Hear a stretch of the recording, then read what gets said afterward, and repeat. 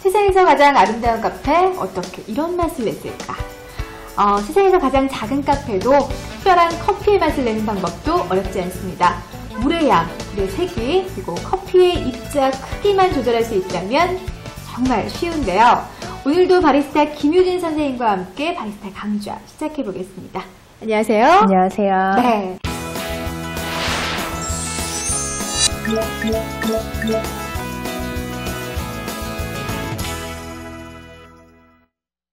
지난 시간에 이어서 드리퍼 그리고 커피의 종류에 대해서 하나하나 알아가고 있는데요. 오늘은 어떤 수업 준비해 주셨나요? 네, 오늘은 고노 드리퍼와 채즈벨을 이용해서 과테말라 안티구아를 추출해 보도록 하겠습니다. 네.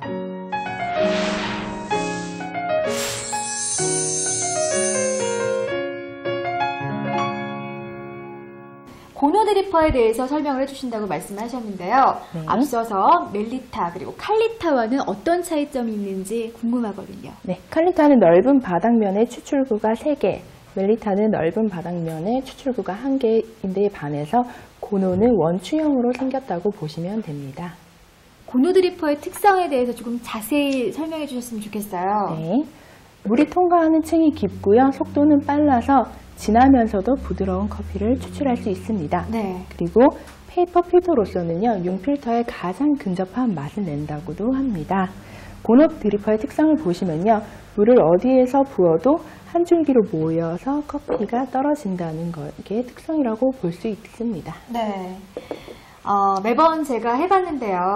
가장 중요하고 가장 어려운 것이 바로 뜸들이기인 것 같습니다. 네. 뜸을 들일 때 그리고 물을 부을 때 우리가 어떤 점을 좀 주의해서 해야 되는지 설명해 주세요. 네.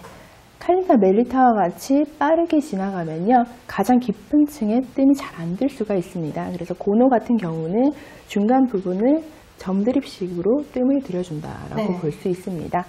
그리고 1차 추출까지는요, 굉장히 더 가는 물줄기로 천천히 추출을 해주셔야 되고요. 2차, 3차가 지날수록 약간 속도가 빨라져도 상관은 없습니다. 네.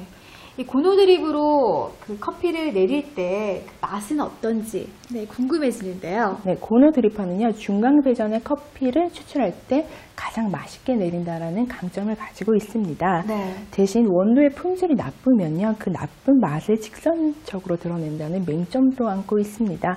페이퍼 드립으로서는 추출법이 좀 까다롭다라고 할 수 있습니다. 네.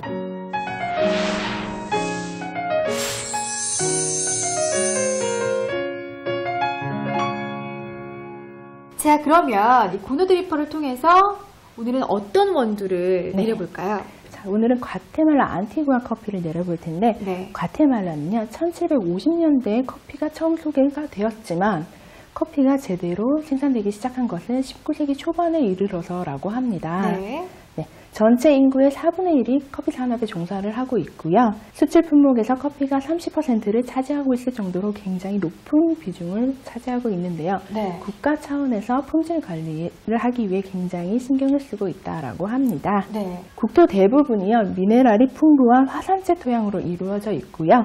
기후 또한 건기와 우기가 뚜렷하고요. 일교차와 습도차가 커서 커피 재배에 가장 이상적인 기후를 가지고 있다라고 볼 수 있습니다. 네. 자, 안티구아 지역에 대해서도 우리가 좀 알아봐야 네. 진정한 이 커피를 만나볼 수 있지 않을까라는 생각이 드는데 어떻습니까? 네. 과테말라를 상징하는 안티구아는요, 30년마다 한 번씩 폭발하는 화산 지역에 둘러싸여 있습니다. 네. 그래서 그 폭발마다 나오는 질소를 풍부하게 흡수를 해서 스모크 커피의 대명사라고 불리고 있습니다. 네. 일부 지역에서는요, 로부스타도 생산되고 있습니다. 네. 이 과테말라 안티구아는 생산 고도에 따라서 등급을 좀 분류하는 것 같은데요. 네. 좀 자세하게 설명해 주세요. 네, 생산 고도에 따른 등급 분류를 사용하는 게 맞고요. 가장 높은 등급을 SHB, 그 다음은 HB, 그 다음은 SH로 나누고 있습니다. 네. 고도의 차이는 어느 정도로 차이가 나나요? 네, SHB는요, 1400m 이상을